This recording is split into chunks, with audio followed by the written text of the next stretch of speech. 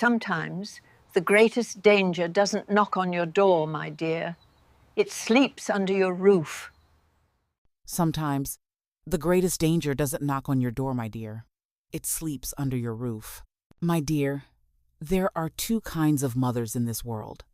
The first kind are those who carry children in their own wombs. They feel every little kick, every little heartbeat, and when the time comes, they bring a child into this world with their own blood. The second kind, well, that is where I belong. We are the ones who open our arms to a child no one wanted. The ones who say, "You are mine now," and mean it with every bone in our body. But let me tell you something I learned the hard way. My dear, love is powerful, yes, but sometimes love cannot heal everything. And sometimes it is that same love that puts you in danger. It was that same motherly love that almost cost me my life one night, right in the bed where I should have been safe. My name is Gertrude Miller, though most folks here in River Creek, Michigan, call me Miss G. Some call me the woman who took in that boy from the orphanage. I don't mind the names anymore. I am 76 years old now, my dear, and if you look closely at my face, every wrinkle you see carries a memory. Some are soft with laughter, some are heavy with tears. And this story I am about to tell you, it sits deep inside the lines of my skin. It is not easy for me to share, but if you listen carefully, maybe you will understand what it means to be a mother, the kind of mother who loves with her whole heart, even when that love almost breaks her apart. I remember the sound of an empty house, my dear. Back then, before I ever thought of the orphanage, my little home felt so big, too big. I had married young, full of dreams and laughter, but the years passed, and my arms stayed empty. No baby cried in the night. No little feet ran across the floor. People whispered behind my back. Some said I was cursed. Others said I wasn't woman enough. I carried the weight of those whispers like heavy stones in my chest. I prayed. I begged. I even tried to convince myself that maybe it was better this way. But inside, I longed for someone to call me Mama. The cradle I had once bought in hope sat untouched in the corner of the room, gathering dust. Every time I looked at it, I felt a stab in my heart. That was when I made a choice that would change my life forever. If I could not carry a child in my womb, then maybe, just maybe, I could carry one in my heart. It was a cloudy afternoon when I walked to River Creek Orphanage for the first time. The building was old, its walls gray with age, its windows covered with dust. Children's voices echoed faintly from the yard, but none of them laughed. I stood at the gate for a long moment, my hands shaking, before I pushed it open. Inside, I saw rows of children sitting quietly, some staring at the floor, others watching me with tired eyes far older than their years. And then I saw him, a small boy with hair falling into his face, sitting alone in the corner. He did not run to me like the others, did not smile or stretch out his arms, but his eyes, oh, my dear, his eyes caught me. There was something inside them. Pain, yes, but also a fire, a stubborn spark that refused to go out. In that moment, I knew. Of all the children in that room, he was the one meant for me. The headmistress told me nobody wanted him. Families had come and gone, choosing others, leaving him behind again and again. They said he was too quiet, too strange, too hard to love. But I saw something they did not. I saw a boy who needed a mother's touch. I signed the papers with trembling hands, and just like that, he became my son. When I held his small hand in mine for the first time, it felt as though my empty heart had finally been filled. I whispered to him, "You're mine now. You'll never be unwanted again." Little did I know, my dear, that those words would come back to haunt me in ways I could never imagine. At first, the town did not believe I had done it.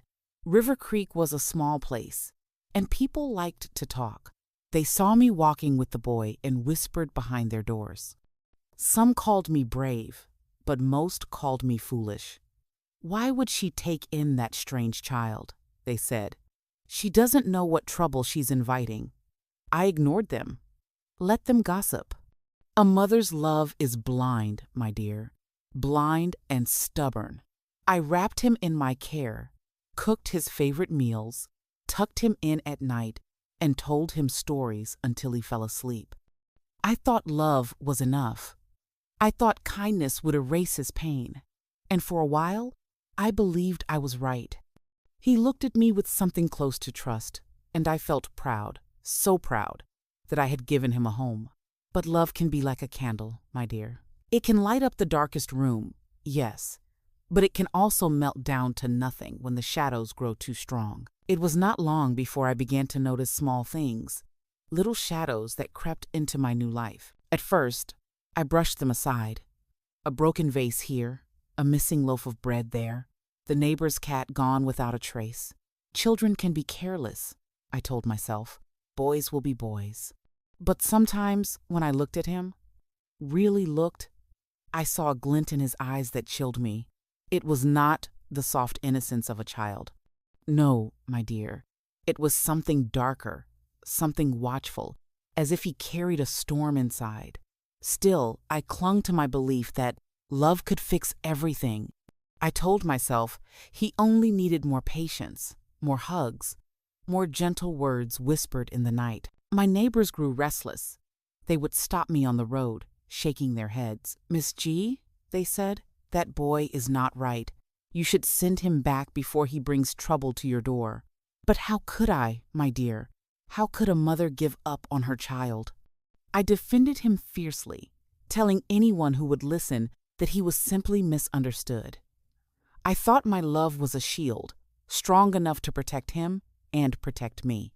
I did not know then that sometimes shields are made of glass, and one day they shatter. As the years rolled on, my son grew taller, stronger, and quieter.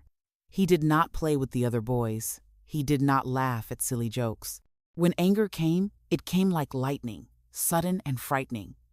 Once, I found a bird with broken wings hidden under his bed. Another time, I caught him staring at me in the middle of the night, his eyes wide open, unblinking. I told myself it was just a phase. Children change, don't they? Maybe he would grow out of it. But deep inside, a small voice whispered to me, "Be careful." Still, I hushed that voice. A mother's heart does not want to believe the worst. I remember the night it all came to a head. The wind outside howled like a beast, rattling the windows. I was half asleep when I felt it, a presence standing over me. My eyes fluttered open, and there he was, my boy, holding something sharp in his hand. The look on his face was not the face of a son. It was the face of a stranger. My heart stopped. For the first time, I understood that the love I had poured into him was not enough to drown out the darkness.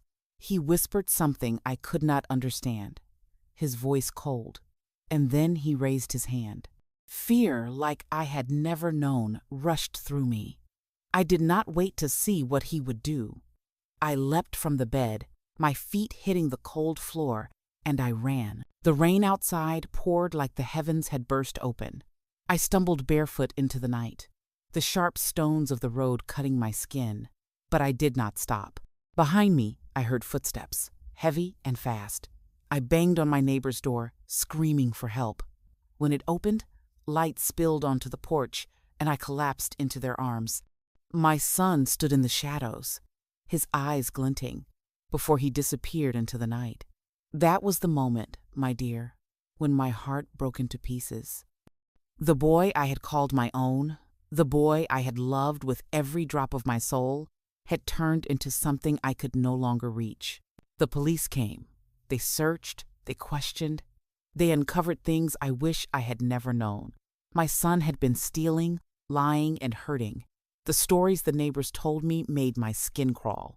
The truth was like a knife, sharp, merciless, cutting through every memory I had of him as a small, quiet boy clutching my hand at the orphanage. They called him dangerous.